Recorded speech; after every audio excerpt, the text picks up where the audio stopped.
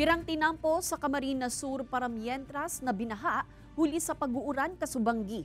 Mga otoridad nagpagirumdum sa publiko na pirming maging alerto urog na tuyong maraot taan kamugtakan kan panahon. Uyan report ni Rosie Nieva.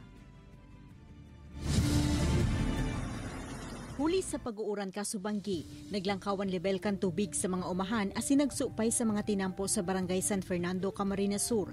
Kabali sa mga apektadong lugar, ang mga barangay kan Bonifacio, Rizal as in Buenavista. Alagad marikasman na nagkulpaan tubig kung kaya nagbalik man tulo sa normal ang bulos kan trapiko sa lugar. Mantang mayo man labing na apektara ng mga harong. Sa ibong kaini nagpagirumduman ang MDRRMO sa mga residente kan Banwaan na pirming maging alerto urog na kung maraot ang kamugtakan kan panahon.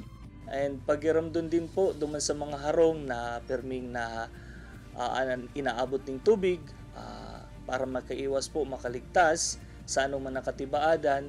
Primero pong mangnuhon is kung kamo nagagamit ng mga extension wire.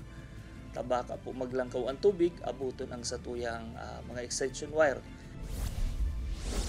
Sa Banwaan man kan Milaor, Camarines Sur, huli sa pag-uuran, nagsuupay man ang tubig sa spillway sa barangay San Antonio. Huli kay ni para mientras na dainaagayan ang tinampo sa lugar na pasiring sa May Katmon o Capitol. Alagad makalisang pirang oras, marikas man na nagkulpa ang tubig as sinakabalik sa normal ang sitwasyon sa lugar. Ini si Rosie Nieva, Balitang Bicolandia.